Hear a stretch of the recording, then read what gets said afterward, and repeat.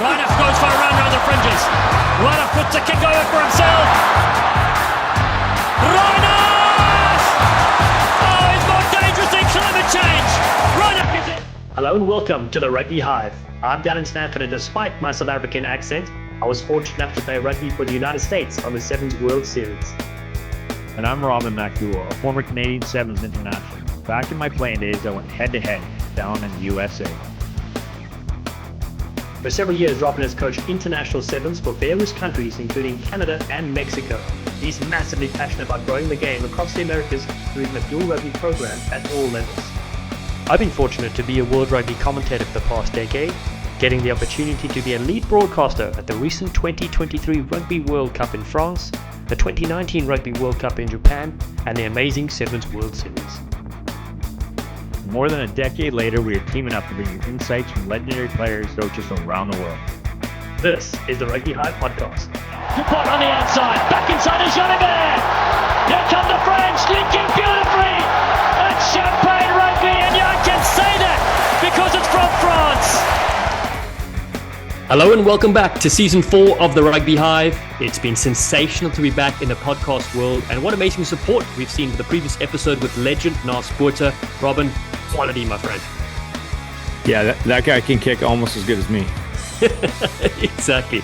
But listen, how good to kick back up, and obviously great socials. People have been supporting us around the world. They often ask us if we have taken some time off. Will we ever return? We're back, my friend. We're back. Never taken time off, but just a bit more rugby in between podcasts is all. So we're excited to be sharing these stories and continue to inspire with you. Yeah, exactly. Now, Robs, what have you been up to since we last spoke, my friend? Lots of rugby. I think about 4 or 5 countries and probably 20 cities, just growing the game. I was in the middle of Saskatchewan. I've been in Winnipeg, all the cold places. But most recently, I was with Canadian Olympic silver medalist Kirsty Skerfield, who you commentated, as well as Brock Gallagher, who's played in the PR7s. He just debuted on the series a couple months ago in sevens, as well as he's playing 15s for Canada. So we took them up to Prince Rupert, like the proper Pacific Northwest, to grow the game. We had kids from 8 regions, kids taking 8-hour ferries. It was all happening. It was like the New Zealand of the North, growing the game. So yeah, just lots of rugby, high school stuff, and getting excited for summertime here in Canada. I love it. I've also taken a couple of trips to the East Coast a little bit, New York, covering Major League Rugby in the OS studios for ESPN. It's been a blast, such an exciting season. Your Canadian sensations for Chicago have been dominating. Brock Webster, unbelievable. He left New England Free Jacks after winning a title there. Mason Flesch, a bunch of Canadian legends have just been absolutely dominating, and they're undefeated so far. I don't know if anybody can stop them. Yeah, no, I'm a big Webster's fan. I got to work with them at the U18 level. I think 7-8 years ago, originally, helped us qualify for the Youth Olympics, and that kid's just so talented, and he's got a bright career ahead of him yet. No, amazing. And then just quickly, otherwise on my side, been working with the Broadcast Academy, inspiring, the next generation of commentators and voices from around the world. It's been amazing working with these next level sensations. Website is dallenstanford.com to get more details and work directly with me. And then, my friend, you and I have a remarkable event coming up in June. We head to Portugal for the Algarve 7 Sports Festival. Yeah, can't wait. I mean, you're already dressed for it. I need to get my Speedo on and some suntan lotion. But yeah, so excited to be back in Portugal. I've only been there once for the Rugby Tennis Championship in 2021. The food is good. The people are lovely. And the views look amazing. I'm going with the Gorilla, the group out of Texas. So good old Jim and Mickey. And their outfits are the only guys better than you. So they'll be in hot pink with Gorilla. So can't wait. They're working in some Maple Leaf in there, but I'm coaching an elite women's team and excited to see you as well. Yeah, it's going to be great. That's the great thing about the event. Colorful. It's right near the beach in Montegordo in Portugal on the Algarve coast. And then 7 different sports on display, which is very cool. I know you've been to a lot of multi-sports events, but for me, the first time going to Portugal a few years ago for this event was remarkable because all of a sudden you're watching netball, then there's open water swimming, padel or paddle, however you want to say it. So you and I will try a few of the sports, all right, as the build-up teaser to it. At least I'm going to get some practice in before you arrive. And then I'm teaming up with the Irish Sevens Olympian, the sensation Harry McNulty. He's joining us in the booth. Tom Mitchell needs a haircut, so he's not available. Well, Harry might need to shave his back in Portugal because it's so hot for that Irishman. Exactly. All right. So algovsevens.com, get the information there. We'll see you. That'll be great. Now let's talk about today's guest, sensation Jack Hanratty. You know him really well. Tell us a bit more, my friend. Yeah, first met Jack at a Canadian National U18 Sevens event probably a decade ago, almost probably to the day, really. He moved from Ireland over to East Coast of Canada in Nova Scotia there, and he grew the game. At the same time, I was in Saskatchewan. He was doing God's work in Nova Scotia and has left such a legacy there. And then he was involved with the U20 Canadian women, made his way into the 15s, kind of set up for the senior women. And then when the role opened up for the Olympic job for the Canadian women, he took over that role. Hadn't really had a lot of sevens experience, but he's just such a great guy, and he's a very smart man, and he's the kind of guy that athletes want to play for. His results speak for himself, and he made history with Canadian women winning a silver medal, knocking off Australia in the semifinal a few years ago, and then he took on a university role. He was like, you know what, this international life is wild.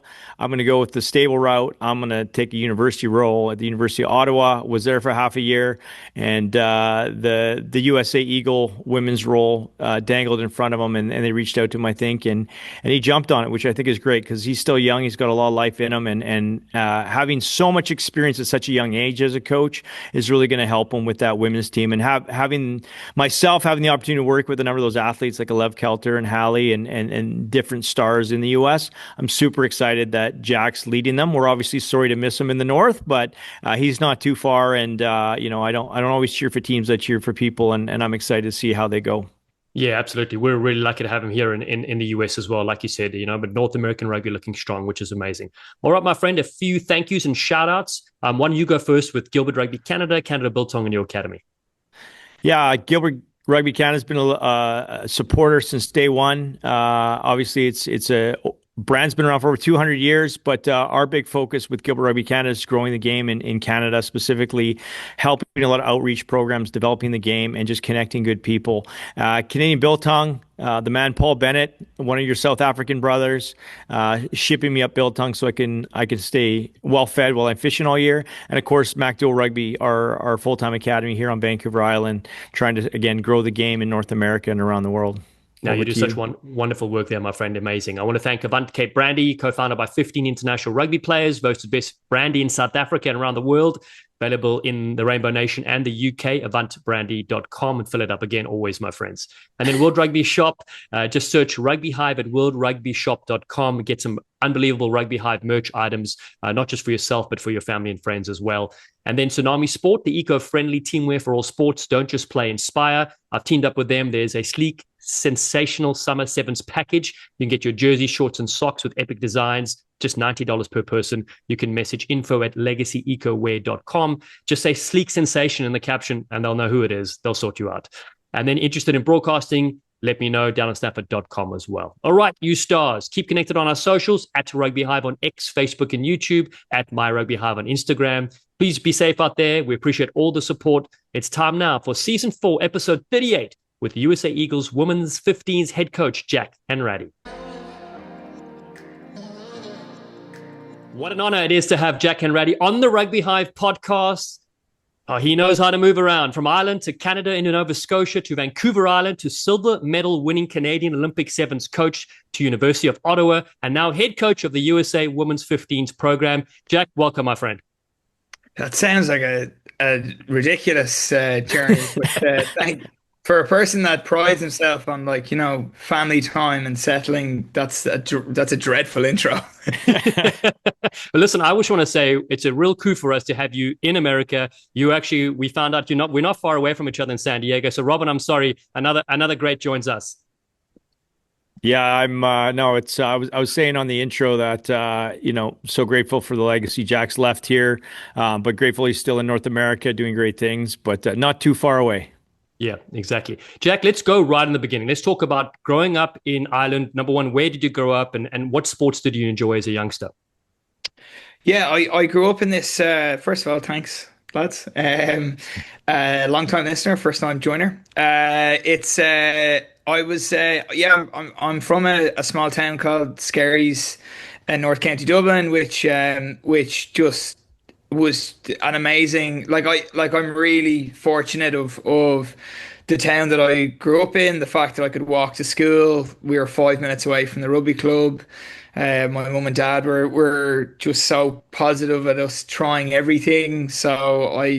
My mum was my field hockey coach. I played rugby in Skerries, played Gaelic football. I think I dabbled in soccer. Tennis, like whatever it is, we tried everything. I don't think I found my sport yet, so hopefully, Dal, when we play pickleball, maybe I can. It's certainly not golf either, but I try them all. But I was grew up there, and probably the untraditional rugby sense in terms of rugby in Leinster, the province that I was with, is essentially developed through the private school system, and I wasn't that at all. I was a club. My grandfather was president of the club and captain of the club, and lots of different family members involved, and all of us were. And I'm the only one now that lives out of all my cousins there that lives outside of Ireland. So most of them still live in my beautiful hometown, which I love going back to. Yeah, that's amazing. So great to go back, right? I feel the same way going back to Cape Town, South Africa, where I grew up. But what a remarkable journey sport has taken you. And let's talk about that journey. So how did it come about? How did the move to the east coast of Canada come onto your radar? Yeah, I'd say like out of the, I don't know, I'm not one of those Irish that have cousins everywhere, but we're quite close.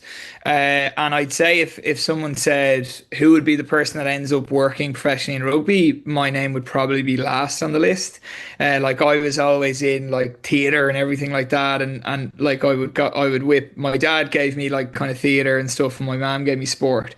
So like which is the non-traditional sense of especially in Irish upbringing. But the two that my mom and dad were just so, and still are, they're just so amazing, and they were always just so supportive, and they didn't care about anything apart from like as long as we were happy. And I saw that actually in my dad. I remember coming home one day from work saying, I'm quitting my job. I want to go work for the homeless unit. We knew that this was going to be like not a big financial promotion here, but he just had this like incredible sense of helping people, and like seeing someone with two kids that's like wanting to just make a bit of a difference, and didn't matter about anything. But it, like, that move made him so happy that I feel like that's really rubbed off on myself. And I went to interview for a university course in Ireland, which was coaching and rugby, with a side of either communication or business. So it had me written all over it. And I went and I applied for it, but I realized that like I wasn't in that to play. And I had a feeling that this course was maybe designed to just get top level rugby players on, I think it's called Bird Course here, on something that's a little bit easier to get through. Now it's ended up like being really good, but it was the first ever year of it, and I didn't get it, and I was kind of like, man, as an 18-year-old, I had a pretty good resume here, coaching and everything. So I was really surprised by that. But one person on the panel was from Leinster Rugby, who ended up phoning me saying, hey, would you interview for a job? I liked what you had. Are you interested in being part of the Leinster development department? And I was really lucky that I did that before getting a call that said, would you spend a few weeks in Nova Scotia, Canada? And I said, where is Nova Scotia, Canada? And that week turned into 3 months, turned into 8 to 10 years of affiliation, and it's probably still a place that I fly back to as there's so much I call family. All my friends are there, and I love that place. Amazing. Sounds like my trip to Saskatchewan for a weekend. It happens, doesn't it? It happens. That's one of my worries. I tell people when I present, whenever I get off a plane, and I've been to Winnipeg, Regina, Moose Jaw, Whitehorse, Yukon, and it was just in Prince George last weekend with Chrissy. I was sharing with Dallen, and every time I get off a plane, I'm like, I'm getting back on the plane this weekend. I promise you that. So no, love that journey, and the legacy you left and is still going strong in Nova Scotia is pretty special, Jack. And I actually felt it, the feedback I got about you before I even met you, I think a decade ago. So it's super special. From your coaching journey, Where did it begin, and how did you fall in love with it? And what's your favorite thing about coaching now? Uh, I probably fell into it just because I loved being involved. So, like, I just loved, like, whether it was using the video camera or helping hang up the jerseys, and I should say sweeping the sheds. But like realistically, it was kind of the energy around like a match day or training and being involved. And I was trying to like simulate like little things about why, because I've started asking this question to myself. I don't usually wait for you to ask it, Robin, but it was more like I remember being a kid and growing up, and I loved the idea of like backstage of anything. I was obsessed with like firefighting when I was like really little, and I loved the way they had all these. They had their meeting rooms and their kitchen and their gym and everything inside this building. It was the same at the rugby club. It was the same at backstage in a theater I was involved with. So I just loved that part of it. And for me, I wanted to be involved no matter what. Listen, I wasn't as talented as you two gents in terms of being on the field. Like I wasn't. I think I knew what to do, but like I just didn't. Like I was fine, but I didn't love it as much. And I think my idea of like I wanted to wear an international logo, I knew that really, really early on. I kind of got the feeling that I don't know if this will be for playing. So I kind of like what were the other X factors that I could bring into it? And for years I was looking around the world trying to find a coach that was like me, and I still haven't found it. And I had a mentor a while ago, and there was lots of support during the Olympic stuff of like getting help in terms of mentorship and stuff, which was so massive for me, probably bigger now that I reflect on it. But one of the things that I got was just like, is it so bad that you can just be yourself as opposed to striving to look like like someone like you're somebody else? And I think I started to embrace some of the things that I almost was embarrassed about coaching. I'd be heavily dyslexic. Okay, that's one way of saying it. Why don't I say I'm an image-based person? I like to do things through imagery. So I've really started to celebrate that over the last number of years. And I suppose what's the favorite part about it is it's the backstage. It's still doing the stuff backstage, and a game day is still the performance, for want of a better phrase. Like it's still the opportunity of all those rehearsals or training sessions or drills that you do in any of those aspects that I've talked about. But when they run out, it doesn't matter if you're coaching U12, U18 internationally. All of us have the exact same feeling. It does not change. Your heart still races. You're still competitive. You're still unreasonable with certain decisions. Like, but it does not change, and that's my favorite thing about it. Is like I have exactly the same feeling that Susan, who coaches the U12s on Sunday, has on game day, and I think that's the coolest part about it. No, I love that, and I'll just say.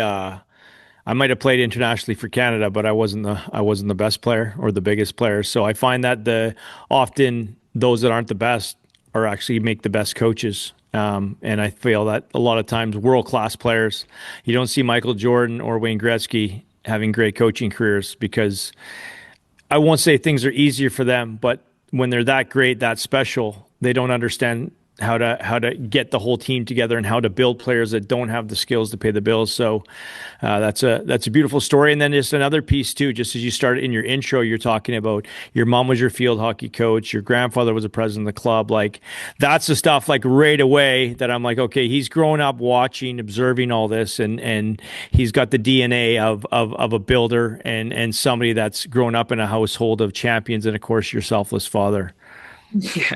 Yeah, like, and I like it all. I think after major events, you've got more of a chance to realize and process what was the important things for you. And like I think you never know what you appreciate in that moment.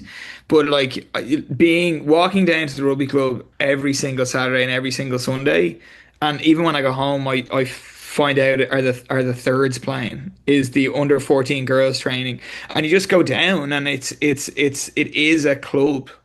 like in the best way of it. And I'm really thankful of all the different people that challenged me, and like going back there after the Olympics was the coolest moment I've ever had, for sure. Oh, that's amazing. It kind of reminds me going back to like my high school fields where I used to grow up throwing a rugby ball around, playing touch rugby with my friends. And you're right. If there's a game on, you doesn't matter who's playing. You're there to support the spirit and stuff like that you experience as a youngster. Iconic. Now, I want to talk a bit about transitioning from 15s coaching to sevens coaching. Tell us a bit about the adaptations. I know you're in 15s again, but just ahead of the Olympics type thing, when you took over the sevens program, what is that like, and what adaptations did you make changing the format of the game? Yeah, like I mean, I wasn't a fan favorite when I got selected, and I was probably I would say a neutral selection, a very affordable selection, and honestly I think that's fair, and it's not. I'm not trying to self-deprecate, but I'm fairly aware of it. When the announcement went out on social media, I was probably sitting there going, "This is the coolest thing ever. I'm about to be announced as even in an interim capacity." But my God, it was like humbling. I certainly stopped looking at social media after that. And then when I got extended, more humbling. I remember saying to those wonderful parents of mine, maybe stay off social media when this is announced today. And somebody had gone to the great detail of putting my win record underneath the post, I think. And the great thing about my humbling friends is that even though I've said, no, I'm not on social media anymore, they'll screenshot and text me the worst comments because they think it's hilarious. But when I went in there, I think I went in there with a thing of like, okay, I'm probably here to maybe reset the environment a little bit. There was a lot of change, a lot of COVID. Obviously, the program itself went through a number of difficulties, but my job was almost to reset things. And I think the biggest error that I made was that I presumed that because I had the title, that everyone should give me a shot, but that I don't think that's right. So my biggest error early on was that I tried to make it a fun environment, but I shouldn't have. I should have said, "Hey, I'm going to make this fun, but this is my level of detail. This is where we're trying to get to." So I think I made that error. And like for me, what I loved about the change was like the the skill was so important, and it made me really like. I thought skill and transit I was doing transitions with the 15s anyway, but skill and transition was such a lovely focus point for me. And it was, I think I could give you a list, and this podcast is not long enough, about all the errors I made in those first few years, but I think like learning by doing was really what was great about it. And I think, as you both know, like being able for athletes to play both codes of the game, I think is nothing but beneficial. And it's okay in my mind to say it's also a necessity in North America. And I think because it's a way of being a professional, it's the way of training every day, it's the way of doing these things. So I think like although some countries have maybe turned away a little bit from sevens, which I know probably this is three people that wouldn't want that, but for us in North America, it's massively important because it really allows athletes to learn under the highest level of pressure while also developing some of those close skills, and that's what I loved about it. And I probably like sevens was always an interest of mine without being a specialty, and I got the chance for it to hopefully become an element of specialty in the years that I was there. But man, I loved every second of it. The hardest thing ever, but loved it. Yeah, and a great point, Jack. They complement each other. A lot of people are like, oh, you got to choose, 15s or sevens, but we've seen so many countries use sevens to develop their players, and then they'll go through and play international 15s. It's just a great complement. Yeah, absolutely. Jack, culturally, what did you try to create when you took over that program and ultimately helped you guys succeed as a group and be in a flow state going into the Paris Olympics? What failed first? But like, the way you get a question, you always go to the fail thing. I remember when I was trying to do a reset, and I tried to do it like anytime someone would come into the environment, like we've drafted them.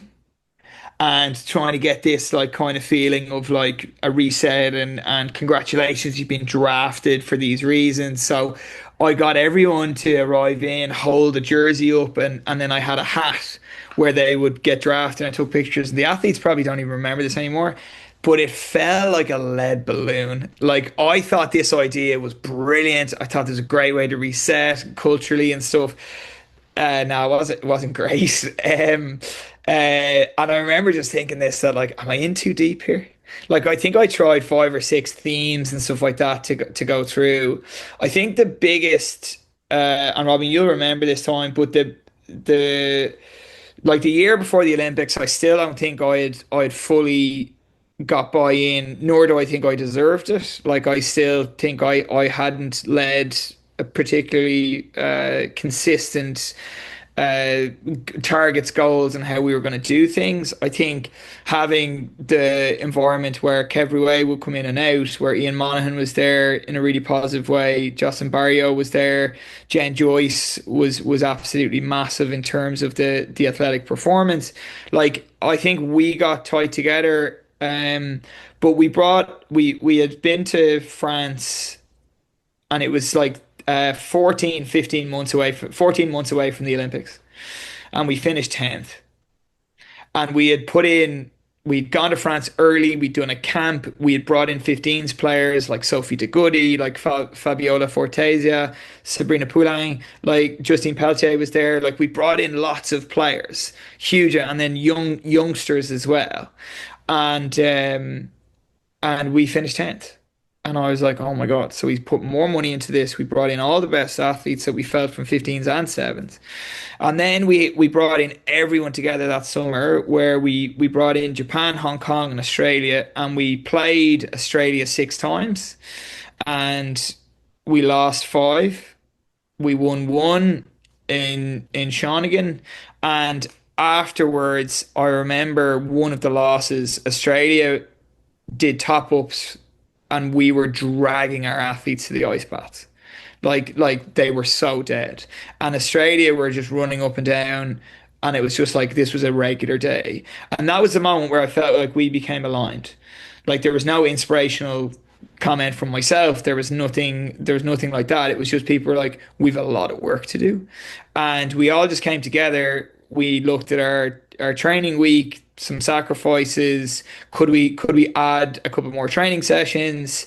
And we all admitted that this was going to be a really hard year, but we still believed we had because one of those questions were, I remember an athlete saying to me, do you really think we can medal?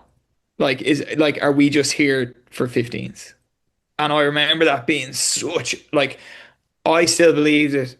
But if I haven't convinced this athlete, or if the environment hasn't convinced this athlete that we can do it, then we're in serious trouble. And it was a brilliant conversation. I'm glad she felt safe to challenge me like that. But it was awful to hear. But after that, we put a year in of massive work. That wasn't sustainable. They couldn't have done it every year after either. But I'm just really proud that it kind of just felt like a group decided to change everything, not one person.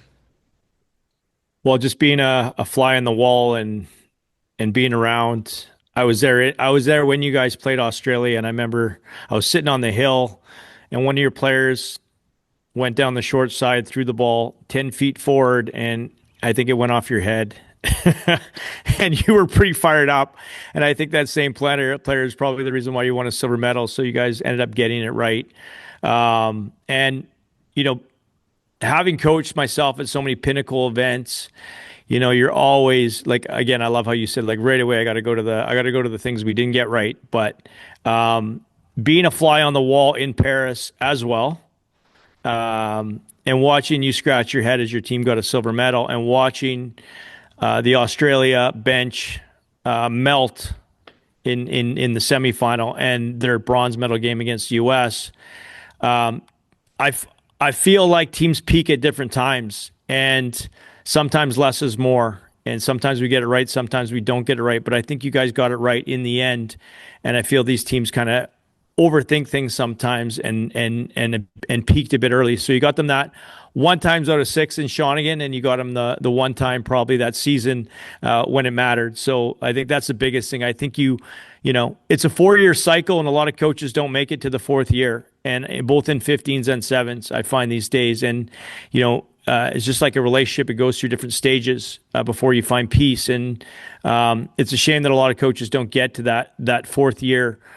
Because there's a lot of growing that happens in that fourth year, and a lot of learning, and there's a lot of pieces of the puzzle, and a lot of injuries, and a lot of ups and downs, and a lot of staff cohesion, and all that. And you guys definitely got it right in the end, which was beautiful. You spoke about your staff on that journey. You and Jocelyn and Kevin and Ian and Richard and Jen and the rest of your medical staff too. What was that relationship like?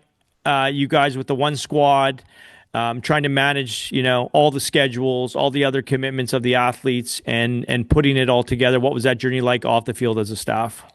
Yeah, it's really hard. You're asking, and again, straight away to the negative, but we were asking the athletes like to train 2 more times a week and not get paid more. Like you're going into any business person that goes in and go, hey, I want you to work harder.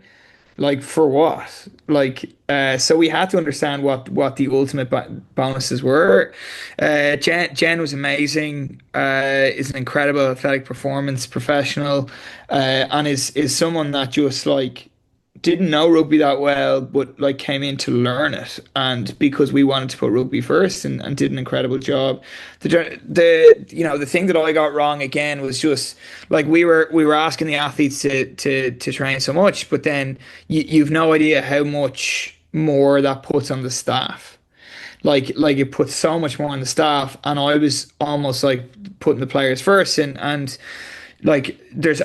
You guys know, like when you're head coach of the program, you're also dealing with budget stuff, and you're dealing with like media stuff, and you're dealing with kit order, and you're dealing with all this sort of stuff. Like there's just so much random stuff that just comes on your plate, and I was trying to probably protect the staff a bit, and rather than delegating in a proper way. So I think we started to get that right, but I think there was like I used to send emails on a Sunday, because that's what made me feel great on a Monday. If I could just clear this, I would feel great on a Sunday evening when you're doing your meal prep or whatever. And I didn't realize that at the time, me sending emails on a Sunday actually led to other staff members having anxiety, because like they're like, okay, the head coach is now emailing, God, we better go. And I was like, man, that totally makes sense. So then we're like came up with this thing like, okay, like on a Sunday, I'm always going to send emails. I'm not going to WhatsApp you guys. So like that was like the thing that we were able to get out of it. And that's like one little point that was really, really important going into it, is like we can't wait 8 weeks of an issue bubbling. If there's something that's like really, and some of this, it took me way too long to realize, but I had to, my job was to make sure that we tried to adapt, like, because it's still, I didn't want to sacrifice. I love sending emails on a Sunday because it made me feel better. So I didn't want to change that. I didn't want to say, no, okay, I'll go in at 5 a.m. on a Monday morning. Like, I didn't want that at all. So, like, coming up with what were the solutions for us. But again, like, we were all jaded by the end of it. But I'm just really, and I think that was the big thing, is when we got to the Olympics, I wanted to make sure that we enjoyed it. Like, okay, and we did a pre-mortem in terms of like, okay, if we don't win a medal, why didn't we? And I think when we did that, and when we went round the room, I thought it put us into, you mentioned a flow state, Robin, but like I think it put us into a really nice mindset that it's like, okay, we've actually done a lot of good stuff here. And that was a really nice thing. And I remember one athlete coming to me like freaking out the week of the Olympics, saying like this is so much pressure, I don't know what we're doing. And my line was kind of like, what's the worst thing that can happen? And okay, remove injuries, but what is the worst thing that can happen? And it was like, we come 12th. And I said, yeah, and that's probably my fault. It's not going to say your name, you're Grant, like, and I'm leaving, so like they'll just say good riddance, like it'll be fine. But the other thing that we said was like, the worst thing that can happen right now is on Sunday, or sorry, or let's say you're at a dinner party in 30 years' time, someone is going to describe you as an Olympian. Oh, did you know that person is an Olympian? And that to me is still what an incredible accolade. So no matter if you come 12th, they're not going to lead with, did you know they came last at the Olympics? What they're going to lead with was, did you know that they were an Olympian? And I think once we started saying those things out loud and preparing for, not just in that case, but in all cases, like, what's the worst thing that can happen here? Okay. Like, that's still okay. I think it just allowed a bit of a breath of fresh air out. But we had to make a decision once we qualified. Did we want to be Olympians, or did we want to try and be Olympic champions? And we said Olympic champions and we failed. But it's like one of the best failures I've ever had. That's amazing. That's so well said. And you're right. I love the fact also when you ask people who have a lot of fears or own anything, what's the worst that can happen? And a lot of times people are like, oh, I suppose the worst that can happen is not bad, but the best that can happen is remarkable. So, but I want to touch on that Olympic experience. So talk a little bit about the off-field experience, particularly for those who have never been to Olympic Games. What was Paris like, when you weren't training and preparing for your games? It's like, I'm Irish, which means we don't usually we're like, the Olympics is fun, but like it wasn't really, as I was growing up in coaching, that I had a target to be an Olympic coach. So I think it allowed me to almost uh, enjoy it that little bit more. I was really like, my uncle cycled for Ireland in an Olympic game, so like that was like and I remember seeing his like Olympic jacket, like, and there was a painting of his Olympic experience, and I remember just going like, how cool is this? And I actually texted him after and just was like, this is unbelievable. And he goes, and he was Montreal, and so like those things were really, really special. Like for me, when we went in, we were in Auxerre, a tiny little town outside of France, that realistically, when towns were trying to get Olympic teams to come in, again, we had finished 10th. We hadn't qualified for the Olympics when we had to pick a spot.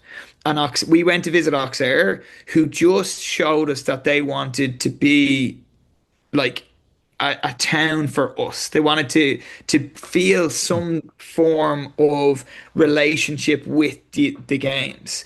So we went there, and they had like Canada like painted on in the clubhouse. They had Canada flags.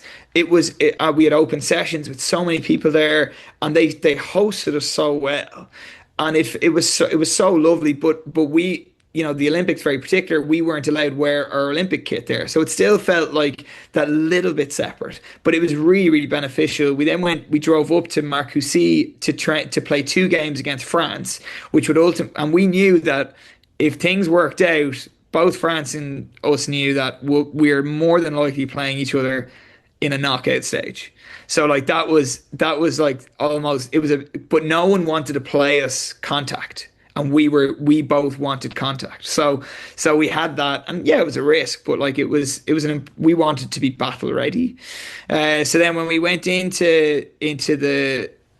we actually ended up going into the village. We went to Kev Rouet's mum and dad's house, like that, and that's where we like got changed into our Olympic kit for like the second time. And then you go into the village, and you're just like, it's like walking into a theme park, and it was just like, oh my God. And you almost have to allow ourselves and the athletes time to just, it's like probably walking onto a cruise ship for the first time, where you're looking around going like, okay, where is everything? And I remember we were eating really late, and there was like no food left, and I was sitting there going, oh my God. But then you see Simone Biles walk by, who also has no food left.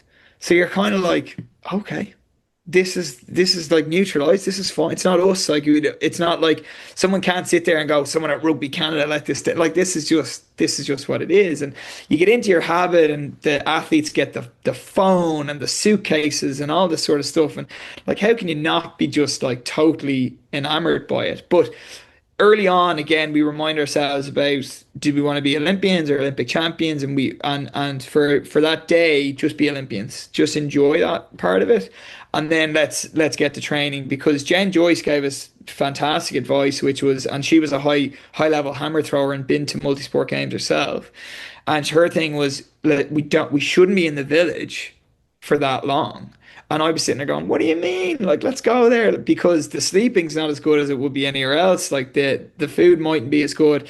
But I think through her leadership and planning, like we allowed ourselves to take that moment to realize what was going on.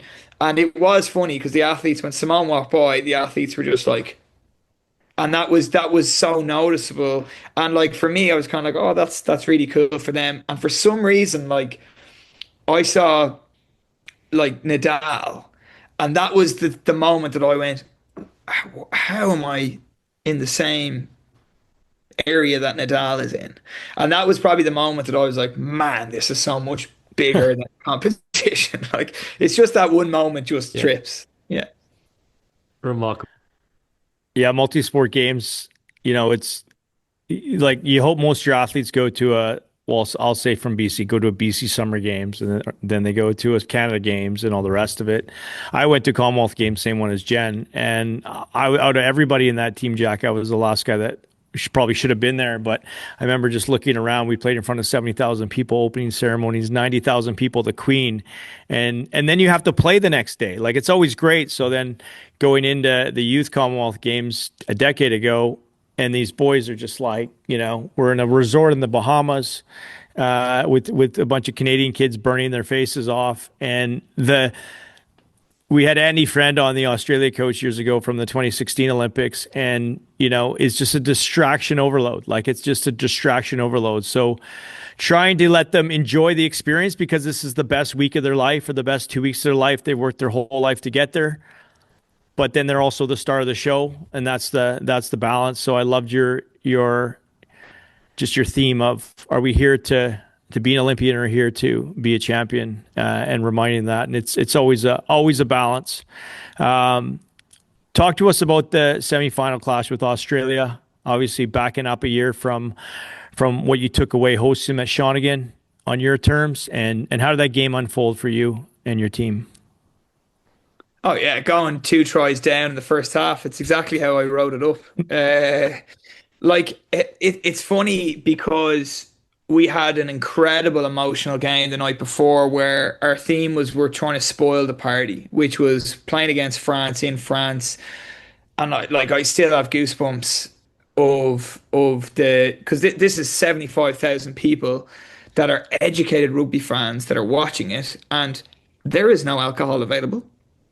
So this is an unbelievable event, which 70,000 people want to watch it, and it, and of course our USA referee was in the middle, Cat's in the middle, and suddenly every call is being scrutinized, and there weren't a lot of people up for us. So when I remember them running out, and it was Shaleya Venezuela's first time running out with the group, because we had the couple of injuries, and the energy that they had was unbelievable. I remember turning to Joss going because you guys know in sevens you usually run out together, but it was separate at the Olympics. So when our group ran out, they were so fired up and pumped. But I remember turning to Joss, kind of going that's either going to be genius or they weren't focused. That's the way people will see that. But that was, for me, it was perfect because it was just them. And the next day again, we'd spoiled the party, and now we're playing Australia, and our whole thing was, we can win a medal right now. We can win an Olympic medal right now. And we had played Australia twice that season, and we'd lost one and we'd won one in Vancouver. So we'd almost stayed away from them. And then, in seven, especially this year, you usually play against the same teams over and over again, but we hadn't really. So for me, it was we were 1-1 with this group. And we played them in Perth and we played them in Vancouver, and I thought we'd done really well. So we kind of had nothing to lose. And I remember watching them warm up, and they were doing maul defense. And I was just like, that's great. Like, cause we had been mauling. It was almost became a bit of an almost level of humor that we mauled against certain teams. And so we went in. I thought we had tactically hinted at a few things of how we score against this group. But for us, we always needed like an X factor. And Charlie Williams, who had been walking around in a boot between games, got a poach just before half time. And went or tapped a penalty just before half time and ran the field. And that was like that moment of just like everything. And it was a way of like, I think Caroline gets the poach and then she taps it and scores. And suddenly like you're back in this game, one that felt incredibly uncomfortable. And then I just thought we controlled the ball so well in that second half that once that level of doubt creeps in, then they made like one or two uncharacteristic errors, but I just felt we were so confident, and we'd kind of had this play written up that if we had a line out in the corner, that we would go for a maul, rip it out. Florence would bang it in, and then we'd move it quickly to Charity or Asia, and we thought we'd be able to suck in and have speed of ball to move forward. But we always talk about, and this is part of my philosophy with coaching, is like anything that you ride up always has to have an exception. So in semi-final of the Olympic Games, instead of crashing it in like we spoke about, Florence decides to throw a manky offload, which was brilliant because two defenders came in. She said, I don't need a ruck. I'm just going to offload the ball. Ball hits the ground. Chloe passed it out and there's a try scored. And it was one of those things of like, that's great because we had written up something that we thought was going to score. You saw something different and we did score. And that was like, that to me was like such a really happy moment, I think, because it people were empowered to do it while still like understanding what they were trying to do. So yeah, and then you the final whistle goes and we were up by 2 scores and we were having penalties, calling scrums. It felt like a 15s test match, and suddenly the final whistle goes and these athletes' lives are changed. And that is what it is. Like their lives are changed. They have guaranteed contracts. They have money coming in from the COC because of their success. And it was just to bottle that up would be incredible. But it was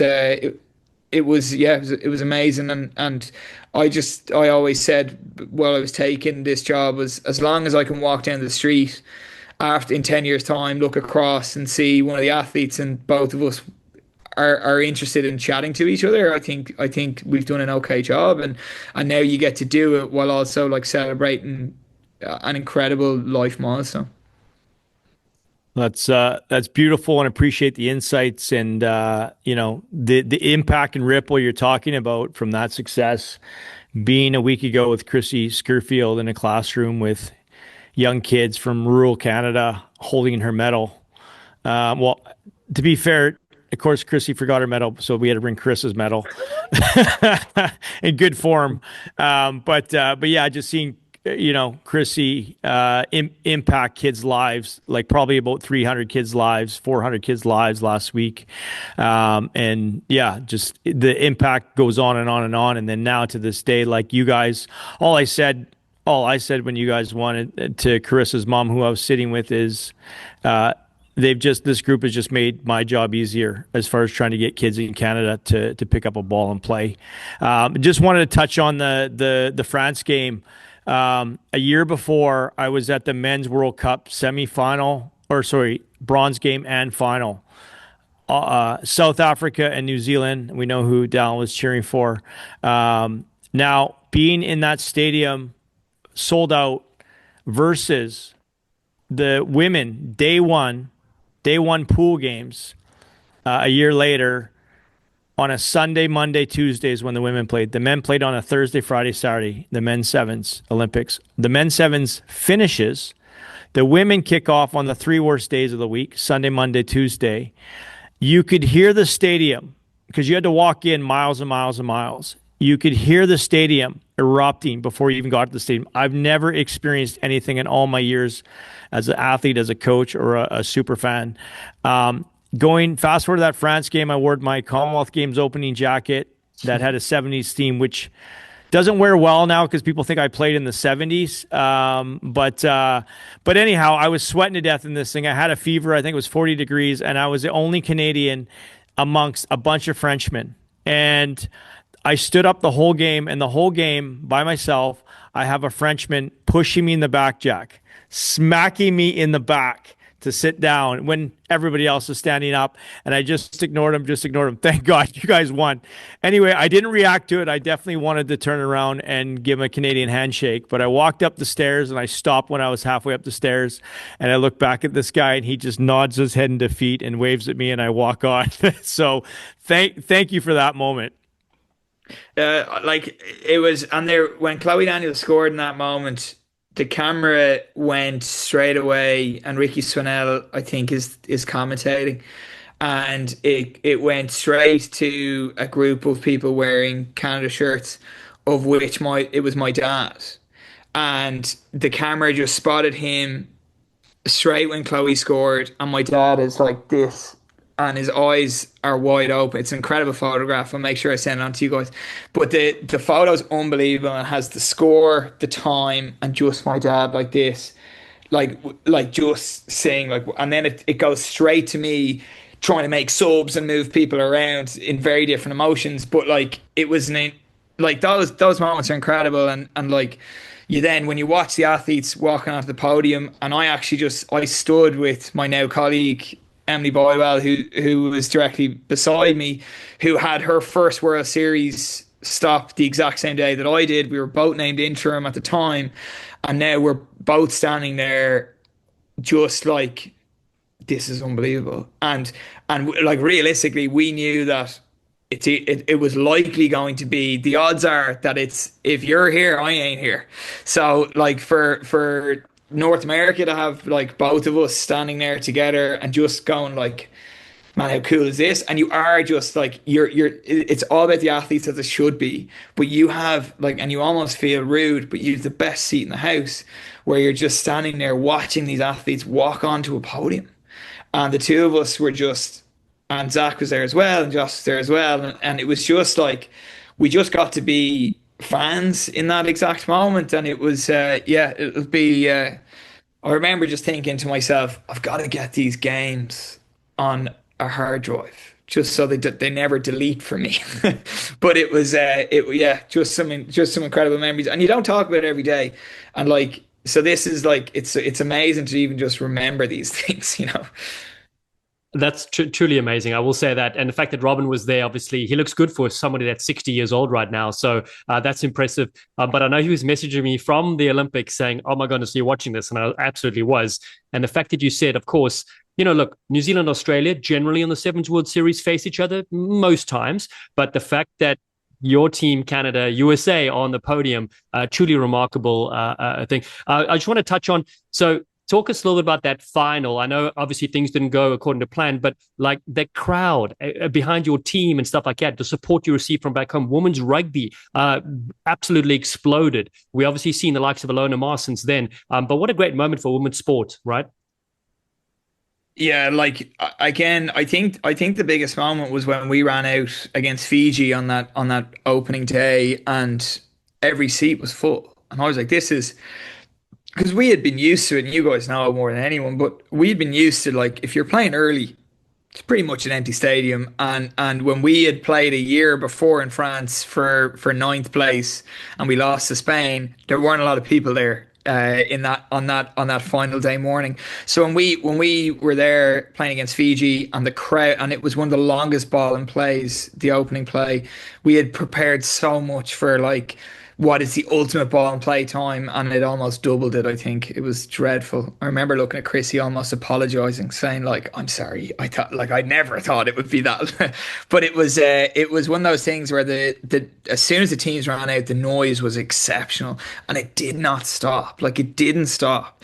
So by the time that final came on, and I actually think we had gained a lot of respect from the French. I think we gained elements of respect from a lot of opposition, and then of course, like, there's the people that wanted New Zealand to win, and then there's the people that supported the underdog, of which we very much were. We'd already lost to New Zealand in the exact same pool stages, but I actually didn't think the scoreline was actually really tough, but I actually didn't think we played that poorly. So it's kind of one of those things, in a sevens game, it's a domino. Sometimes that can happen, and everything they touched usually ended up in a try, and we were just a little bit off it.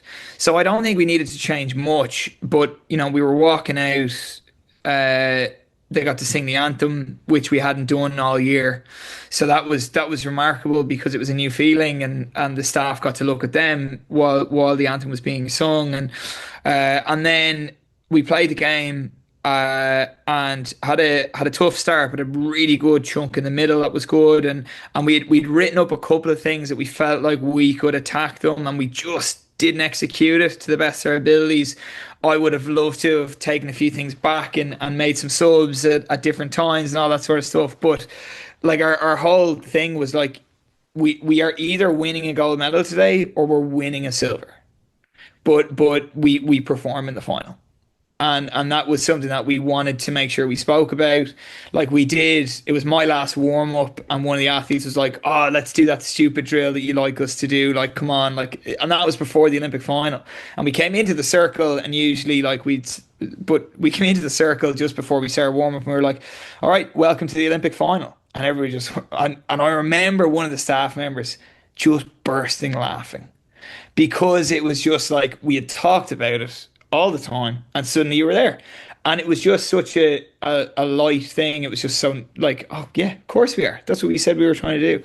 So then when the final whistle went, obviously it was devastating because we did have an opportunity to win it, but I think like we weren't favourites. We wanted to make sure it was a proper final. I definitely I'd love a few personal decisions back, but at the end of the day, this is the Olympic Games, and you're everyone's target is to get a medal, and we very quickly, I think, had the opportunity to just go, we've won a medal, and because it's so structured that like you have a press conference right now, you have to get into your podium outfits right now. Like it almost just, you don't have time to actually sit and wallow about losing a game. You actually just kind of have to, which I think is great, because you kind of just get to get into your podium outfit, and you only get to wear that podium outfit if you're on the podium.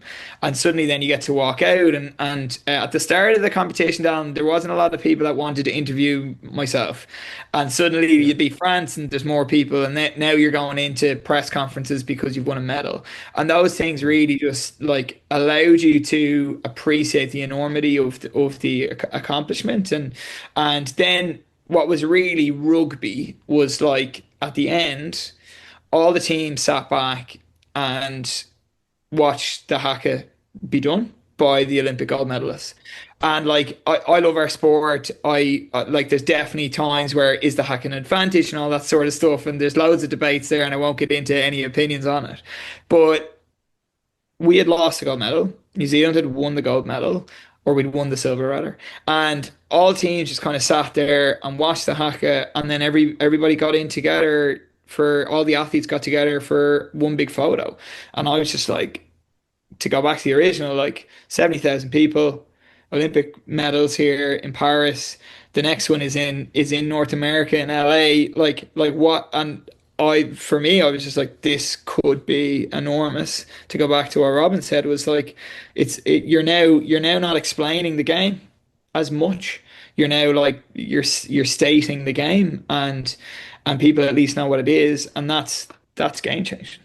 No, it really is, Jack. It's I just love the story in the background, the insight you're providing us, which is so cool to live it through you. I've got goosebumps when you're talking about it. It's truly remarkable, Okay, so let's move then to 15s. Okay, so then how do things unfold that you come to the USA and now you're leading the women's 15s programs in 2026? I will be honest, the response on Instagram was better than when I got the Canada job. So I still banned the family from looking at it, and then my brother said it's actually not that bad. Yeah, like I knew that I was really happy where the sevens was. I'd been with Rugby Canada for about 10 years. Not because I hadn't had a long. I had one cycle with the sevens, but I'd been doing the 15s before and underage before that. So 10 years is quite a long time in my mind. I know it's not as long as the 70-year-old and Robin and stuff, but we were like, I thought it was right for me to change, and I will be honest.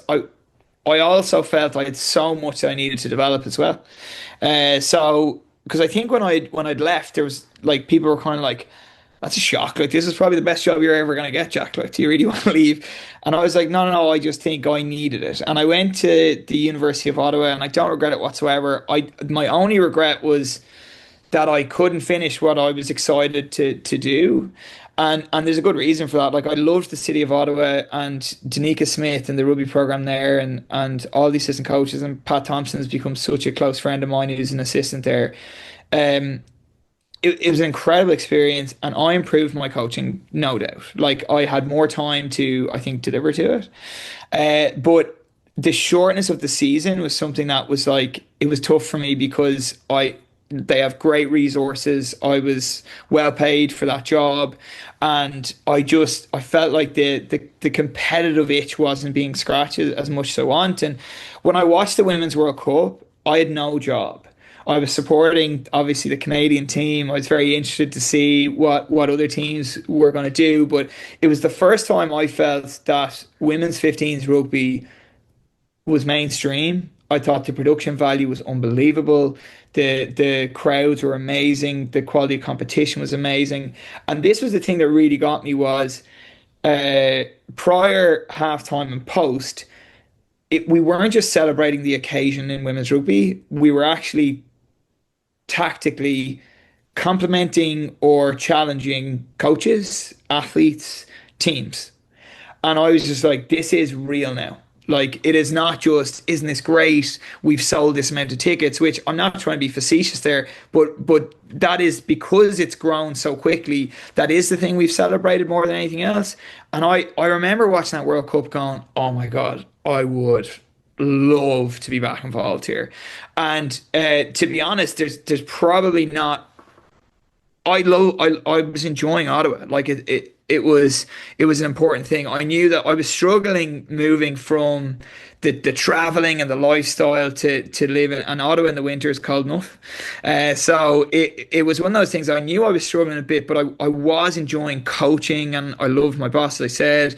So it would have had to been a pretty big job. And for me, like the Eagles job was just such an attraction. Like it is, like we can go through all the aspects of why, but for me, like it was the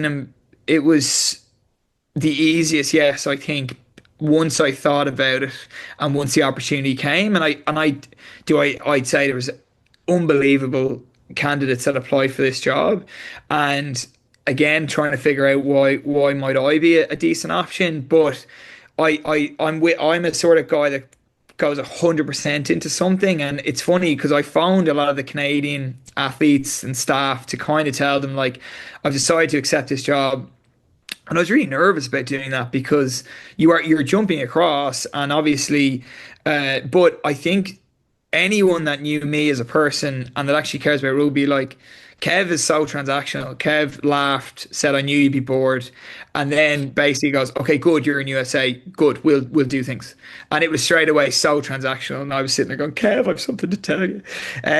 But again, like when I talked to Joss or Jen or Ian, or the athletes, like it was kind of like, "Oh, that's a good move for you." And I really appreciated the support. And some athletes are still finding it hard, like, but for me, this is a bit of a blank canvas. There's so much rugby that happens in the States. Oh my God. Every weekend there's a different competition that I'd love to be at.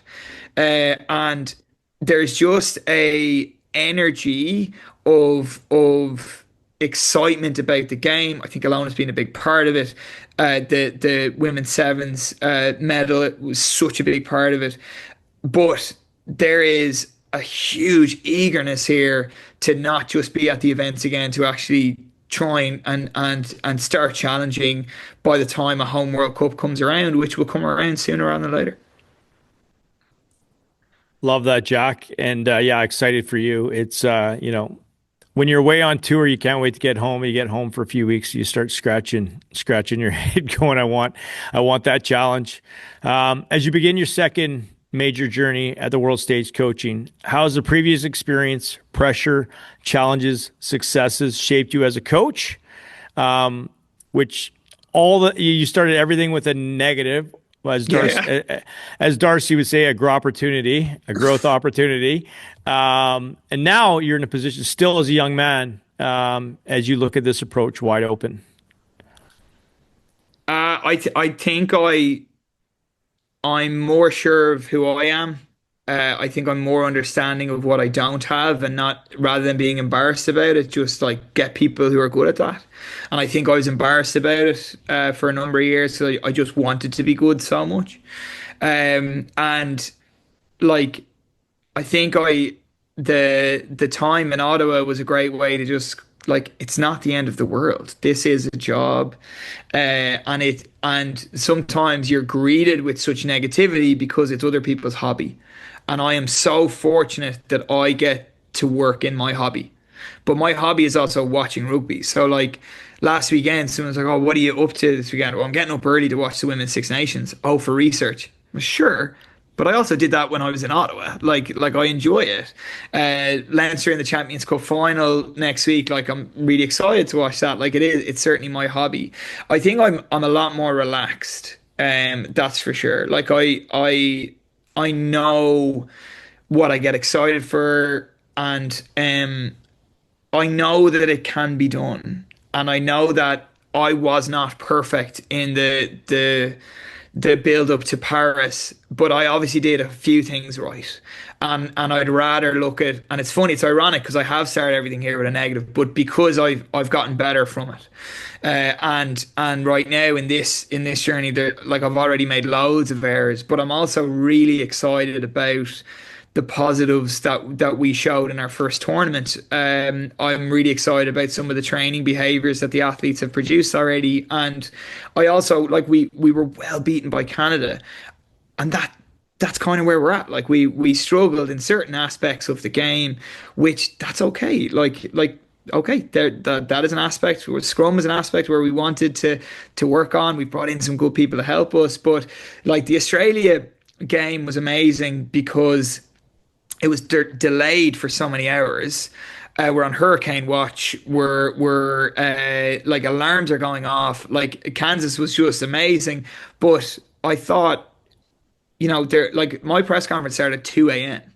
The fans that had bought tickets were still out there doing signatures at midnight at 1 o'clock, and it was one of the only test matches that started on one day and finished on another. So, like, it's an incredible story.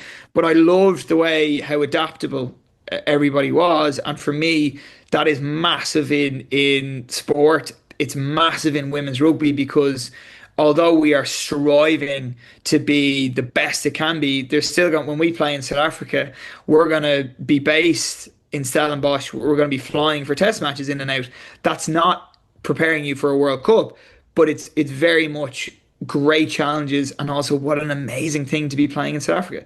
So, like, I think my biggest thing right now is we have the haves and the have-nots, and let's focus on the haves. And in USA, there is a lot of haves, and let's celebrate that, as opposed to trying to fix every problem. Lovely. Well, I'm excited to see it unfold. And then I remember what it was like for me coaching against Canada for the first time in Hong Kong. I was also on the receiving end. But how was it to play against Canada for the first time, and then connect with your good friend Kevin and other colleagues? Yeah, it's funny because it's such a strange thing when you move across, because I'm very proud of my home base in Nova Scotia. I'm very proud of my connection with Rugby Canada. I'm very proud of and thankful for the opportunities that Rugby Canada gave me, whether it was because I was affordable or because I did a good job in certain aspects. So I'll never go through that. But professional sport is so small, as you guys know. Like, so an opportunity doesn't come up all this time, but I'm so excited and invested in what this is. I'm the first person to know that Canada are a really, really good side. I thought we challenged them more in other aspects, but I also think that we played tried some different things that Canada had to prepare for differently, which I think is also a positive thing. It's always great to connect with former colleagues and friends. And although Kev, I think, was quoted to say he's not my friend anymore, I hope that was a jest, Kev, right? But it was lovely to do it. Again, we want to challenge him in a different way, and that will be a really, really good temperature check along this. We'll play them every year, and it'll, because of I know the quality that is coming up. I know the quality coach that Kev is. I think it'll always be a really good temperature check of exactly where we are, which is great. And we've a lot of age grade stuff coming down the pan, and there'll be a lot of connections between Canada and the US. And I think all of us would agree that the more playing opportunities to play across the border, the better it'll be. So I'm looking forward to more of those. Well, you're the right coach to lead this program. You understand, although USA is a different beast, you understand the landscape in North America, which is very vast and solution oriented, empowering and connecting, which, starting in a place like Nova Scotia, in a cold part of the world, a remote part of the world. Now you're in sunny California, and you've done all the slogging, and you get people on board. I guess I would just say, like, just to circle up to your second round at this stage is being relaxed. Dallen, I got a text message from Jack, I think 2 hours before his test match a few weeks ago, just sending a lovely note through from a family he reconnected with, I think, on the East Coast. And I was in Prince Rupert on a fishing boat catching a salmon, and I looked at my phone, and I'm like, I think he's coaching in 2 hours, the test match. So, sending lovely notes through all the way back to the West Coast of Canada while he's in the middle of a test match. So I just appreciate you, and I wish you well in your journey. And that probably summarizes it quite well, to be honest, because when you'd lost, you'd be so like, woe is me and everything like that. And listen, I don't like losing, and nor do I want to, but like, I've got to be more planned. I always knew that, and this is an incredible opportunity, and I was so thankful that the Eagles athletes were so open to, it's not just me, but like to different things and trying different things, and I loved it. And like, a lot of people come over to me after the Canada game, where I got a few of those dreadful texts. Now luckily my number's changed, which, don't get me started, I didn't mean to do it, but I've changed my number now and no one can contact me, but I got a few of those texts going, hope you're okay, after the Canada game. And I was a bit like, I'm fine. Like, because like I loved every second of it. Like, I loved being on tour. I was that level of tired that you only get when you're trying to think for everybody and organize different things. But it was like, it was amazing. And as you said, Robin, as soon as you get back for a couple of days, you're ready to go again. And I'm so thankful that I've been given this opportunity. And if I'm removed, I hope it's just because I'm maybe tactically not good enough. But I want this to do well, and I've been offered the contract until the next World Cup. But both of us have said, like, if this gone well, this is for hopefully 2 World Cups, and I'm more than willing to hopefully continue to develop to be good enough for that. But it's been an amazing start, and I'm so happy that I feel like I'm back to where I want to be, and I feel like I'm back to myself, to be honest, because of the chance to put 24 hours a day into this thing, and into rugby, and the connection with yourself, Robin, of that text. Like, every single person on that Olympic team had their own story, and you could have done a documentary on every single one of them, and every single person here across the States. It's so non-traditional. We don't have the exact pathway of how do I become an Eagle. I don't know, because there's not a one fits all. For me, I'd rather go, well, where are you now? Okay, this is the way that you could become an Eagle. And I just want to be really, really open-minded about where everybody comes from, and that was part of the reason. Is like, the first thing I asked a lot of the Eagles was like, who is your favorite ever coach? And my next thing was, go and text them. Like, let's reconnect, because it's such a it's such a if Robin, I know you had such pride in the athletes that ended up starting in your academy and then suddenly having a medal around their neck. Like, what an amazing feeling. Like, I have the same feeling about a player that will win their first cap. Like, there was a player that played against USA that won their first cap that I coached a few months beforehand in university, and I was like, man, that's cool. And it's still, that feeling is still cool. But like, if Aurora? yeah. If USA is going to climb up the ladder here, it's not about one person at the top. It's about every single person buying into this Eagles team being USA's team. And there's a bit of work to go in there, but there's so many good people that are doing really, really good stuff, and there's so much rugby. And I suppose my job is to almost facilitate how we do those things with putting in some tactics and skills along the way. Yeah, Jack, that's so well said. It is an interesting landscape. I remember coming here 20 years ago. I didn't know much about rugby in North America. Didn't really know there was, the game was played around the country. And yeah, it's been an eye opener and amazing. The community is so strong behind it. So I want to ask you, last couple of quick ones. What are your goals for the USA Women's 15s programs as you prepare now for the World Cup in 2029 in Australia? Yeah, we've got to create depth. So I think when we look at USA teams and even ones you've played on, we're very reliant on personalities and individual player qualities, and we need to be able to, in 3 years' time, if an injury, touch wood, doesn't happen, but if an injury happens, that we're prepared that we can still be successful. And that was like, I think we could pick the Olympics there and certain individuals that weren't available for the whole thing. Like, it's a very similar mindset. To do that, we've got to build some opportunities to become excellent, which means pressurized situations. No one is benefited by losing a game by 60 or by winning a game by 60. It's still great to play, but we need close competition. For us to do that, to build depth chart, we need to be able to use Falcon tours, which we have this year, which I'm really excited about.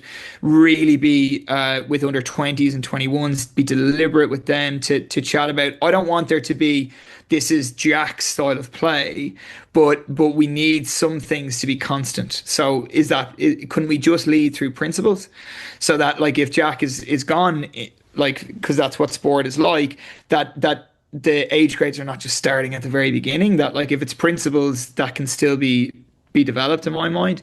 And we have to be okay going, like, into a test match and be devastated for losing. That is not, like, if you're playing high performance sport, if we're contracted, and that's one of our targets, is to contract these athletes for longer and longer every year. And there's a lot of good people doing work to try and do that.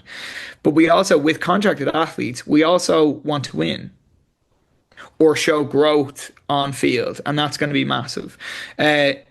We capped a lot of players in Pac 4, some of which were coming from the university setup. There is a lot of have-nots in that domestically, but there's also a lot of haves. So we just need to bridge that gap. When players are coming from France and England, there's a lot of haves, but there's also a few have-nots. And not just saying that, like, if you're in one place, you are totally fine. We have to take people pretty individual. And then by the time we get to the World Cup, we don't want to end after 3 games. Like, we are setting ourselves targets that in 3 years' time we are in the quarterfinals of the Rugby World Cup. And I know that might sound like not like the biggest target, but for us, countries are getting better, they're investing more money, and we didn't get there. So we want to get there, and in 8 years' time, why can't we finish top 5? Like why can't we get to that semi-final? It's going to take a lot. We've got to discover athletes, we've got to develop athletes, and we've got to really challenge it. But our targets are pretty big, and if we can be disappointed of not getting to a semi-final at that home World Cup, I think that should be the feeling at that stage. Yeah, amazing goals, as you said, as you build towards that, which is so exciting. Okay, final one for you. We've got so many young coaches as well, who are finding the game, that love the sport. What advice would you give for them, given your experience in the last few decades? First of all, be comfortable with the X factors you have in your personality. I'm an imagery guy. I like to tell a story. Clearly, I've probably made this really long, but it's one of those things that I used to be embarrassed by that because I wasn't like my dyslexia led to me not being.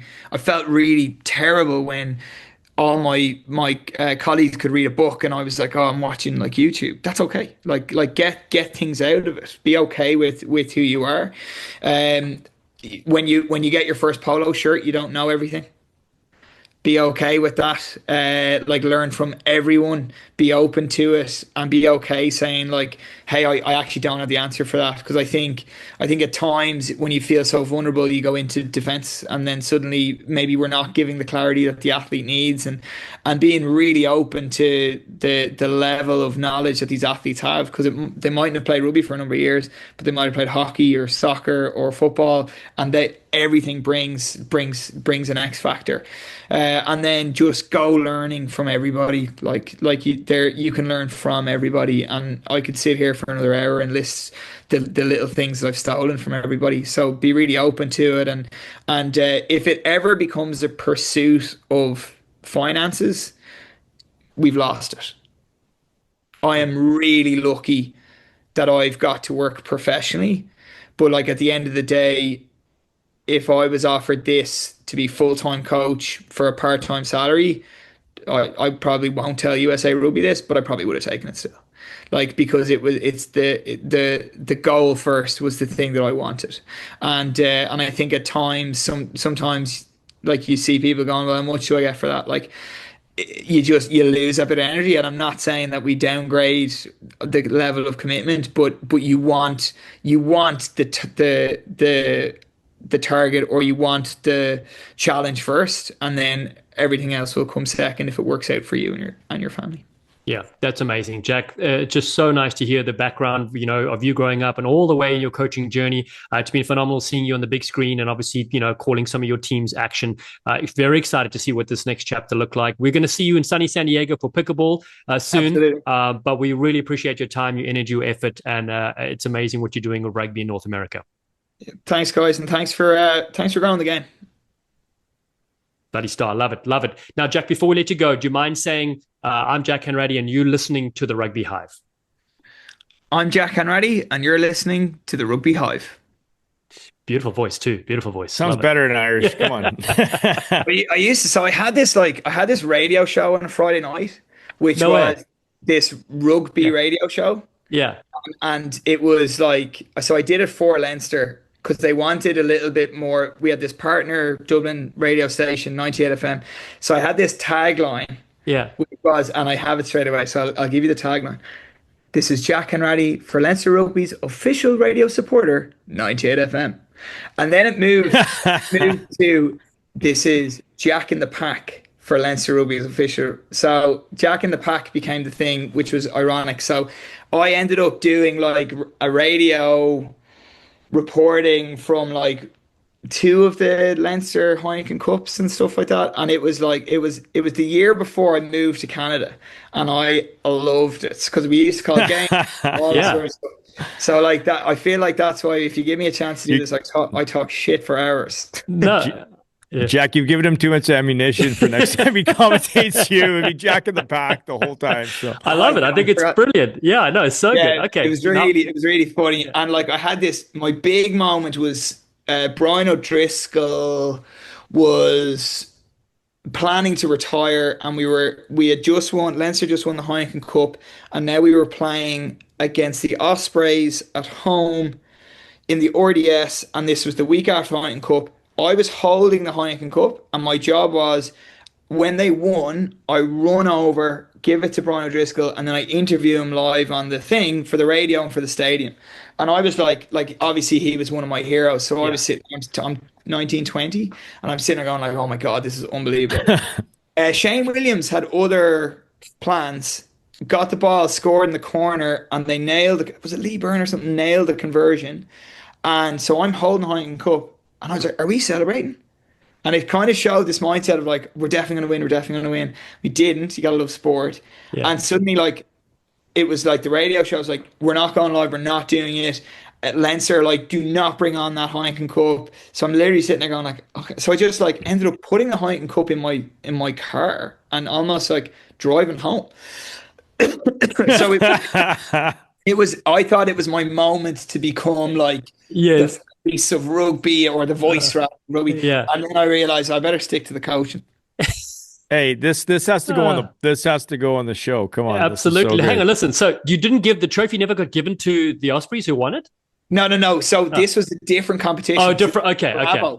And so it all became about the Ospreys, but my job was to run on that when we win the double. Yes. And there's elements of cockiness, but I guess in that regard, you have to be prepared for winning. Yeah. And it was like one of those things that Leinster were unstoppable, and then the Ospreys where it was unbelievable. Like it was, I just remember the day, but it was one of those things that I was like, I can't believe I'm going to get to interview Brian O'Driscoll. Yes. And then Leinster gave me, when I moved to Canada, Leinster gave me this huge card that had the fattest profile picture that I took with Leinster and the skinniest, because it was like Leinster Rugby, the best diet on earth. And then it was, the next page said, Jack Hanratty, the only man not to be interviewed by Brian O'Driscoll. And it was a signed photo from Brian O'Driscoll. No way. That said, yeah, I have it somewhere, but it was the man that could never interview me, to Jack, good luck in Canada, Brian O'Driscoll. No way. And it was my going away present, yeah. You got to, if you don't mind, at some point in time, take a photo of that and send it to us, because that's epic for this story. Which, by the way, I did have that dream come true. I got to, because obviously growing up South Africa, I loved Ireland, but I was an outside centre, so Brian O'Driscoll was somebody I always admired. I got to interview him with the Hong Kong Sevens one year, which was very cool. It's a real experience. It's cool, man, yeah. Because I remember coming off the field in Hong Kong, because he's always at Hong Kong. Yes, that's right. Yes. And he just goes, "Oh, you're a." How'd you go? I said, "Oh yeah, we won." And I was sitting there and we were having a chat, bouncing 3 or 4 sentences, and I remember just going like, "Okay, I'm just going to presume he knew who I was. That's what I'll do here. I'll leave now immediately. Cheers, Brian. Chat to you later." Like, but it was unbelievable. Like, it was one of those things that you're kind of like, he's sitting there watching our game, and I was just like, this is the guy you're literally in awe of still. But it's some of those moments. I just love the way the game kind of takes you. Like, Jonathan Humphreys is currently my forwards coach, scrum coach. Jonathan Humphreys was captain of Wales when I was growing up as a kid. Wow. And I'm just sitting there going like, how am I talking to you? And it's really, and like, we play pickleball against each other, and literally we're playing doubles, and I'm like, John, hit the thing. But it's one of those things that, like, I just love rugby, because it's just so, it's just, he walks in going, "Hey Jack, good to see you," and I'm just sitting there going like, how cool is this?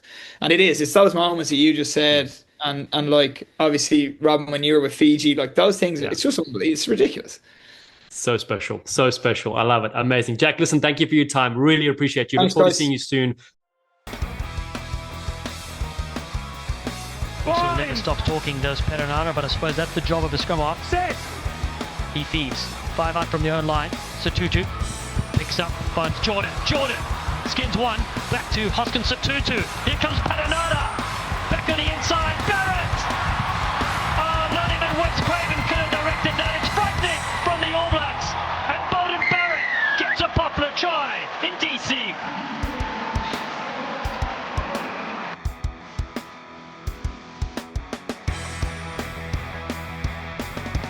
Thanks for listening, you sleek sensations. If you haven't already, please subscribe to Rugby Hive Podcast and catch us on all the socials at Rugby Hive. We appreciate your support. Be safe out there, and we'll see you soon. Left hand side.